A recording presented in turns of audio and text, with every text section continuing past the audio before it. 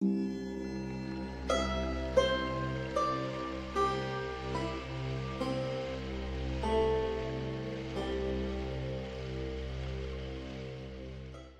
everyone! Today I'm going to show you how to decorate these mason jars with Raava and Vaatu from Legend of Korra.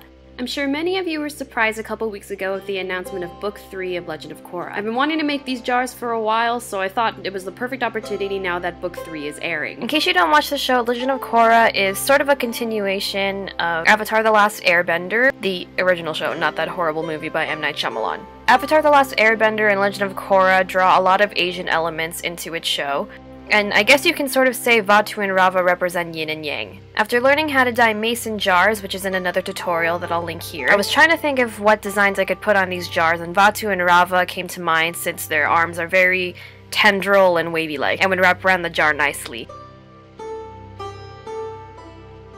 So here are the things you'll need. You'll need mason jars, of course, a paper plate and a popsicle stick, Mod Podge, which is a glue-like sealant, and you need the glossy kind for this, and food coloring. For this project, you'll need the red and blue food colorings. I also use a Trader Joe's bag to set the jars on to let the extra glue drain out. Now, if you watch my dyed mason jars tutorials, you can see that all the jars come out kind of wonky, but this time they actually came out kind of good. I mixed 8 drops of food coloring with a couple teaspoons of Mod Podge and mixed it all together.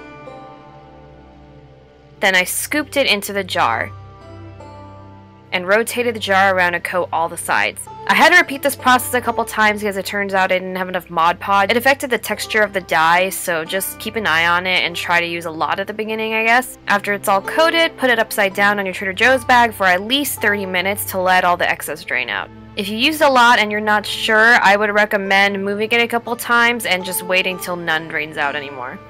Then I stuck it in my oven, set my oven to warm, roughly, and kept it upside down for 10 minutes. The reason you don't want to put it in a preheated oven is because the sudden change in temperature can cause the glass to shatter. After 10 minutes, I put it straight up, until no streaks were left. Because I used a lot of food coloring this time around, I was really happy with how gorgeous the colors came out. They came out super opaque. The texture on the inside was a little uneven though, and I think that's because I had to keep applying Mod Podge and it would dry partially in between. And there was a lot of air bubbles, and I think that's just because I mixed it so fast and so much, so I guess just try to be gentle about it when you mix the Mod Podge. After that, it was time to paint. You'll need 3 colors for each of them. So for Raava, you'll need a white, a light, almost mint blue, and a darkish blue.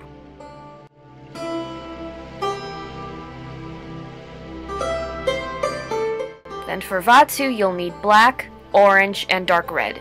You'll also want these fine tip caps. You replace the cap on your acrylic paints with them so that you can pipe out all of your colors. You'll also want a picture for reference. I used this one from DeviantArt because I could easily rotate it around to look at one being at a time. I'm using Vaatu to demonstrate how I did this. There's a logo on this mason jar which I don't prefer, but I tried covering it up with Vaatu and Raava. So on the logo side, I started at the top and drew the little diamond at the top of Vaatu's head and his 2 sweeping lines coming out of it, and outlined his body from there, including the 2 notches on the side of his body. From the outline, I drew the arms. Their arms move in both flowy and kind of zigzaggy styles. I didn't really care about those matching between Vaatu and Raava, so I just kind of did them however. So this arm I'm doing kind of wavy-like, and then I just thickened them up with more paint.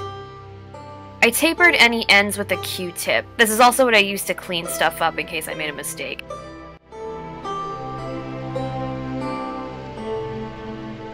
This one is more curly. And then I drew Vaatu's tail, which I'm making more like the picture, with this giant loop in it. I'm having his tail curve to the right while Raava's curls to the left, so they kind of mirror each other like they do often.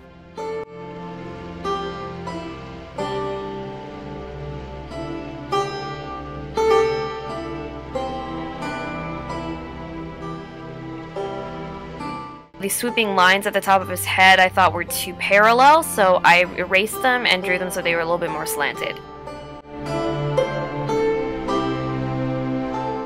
And I didn't forget to draw the little squiggles of hair, I guess, confetti stuff on the sides of him.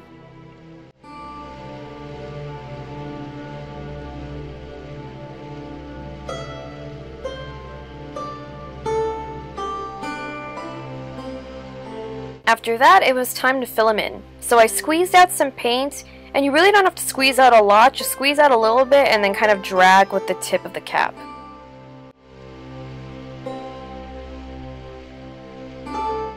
And when he was all filled in, I set him aside to let him dry. The bottle recommends an hour, but it might take longer depending on how much paint you use. After he dried, it was time for all the little decorations and design. I started with the very obvious orange diamond in the middle of his face, for lack of a better word. Then I placed his red dots on the top and the two sides of his face, and used that as a reference for all the other decorations. So then I continued with the red paint, drawing the arch over the orange diamond with the curls at the end, then the tiny sideways triangles next to it, and the little partial donuts underneath those. And then underneath that big block of designs, I drew the W. After that was what I like to call his ribs, with the little spirals on top and the arrows coming out of the bottom.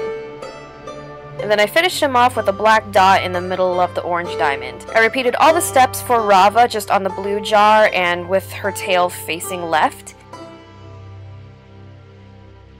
After that, I let them dry, took them outside, sprayed the polyurethane on, let it set, and they were done. They're not perfectly made little jars, but I'm still so happy with how they came out. They came out beautifully. I love the designs of these characters so much. I thought they were so creative and inventive of the creators of Legend of Korra. And if you think these designs are too hard to do, try looking at Raava and Vaatu's pictures and breaking their bodies down into parts. Maybe that'll help you draw their bodies out more accurately. And just remember to take it a baby step at a time. Mastery of any craft or any art comes with time, as well as patience and dedication. I encourage you to try making one of these. I would definitely like to make one not using the Mod Podge method, maybe with a glass paint and paint thinner method to go on the outside, because that's actually dishwasher and drink safe. That would be cool, because then I can put candles in it and they can glow and stuff, and then I can meditate while having those both on there. But anyway, I will see you next Tuesday for another Musée Mardi, where I show all of my creations for all of my creative outlets. Bye!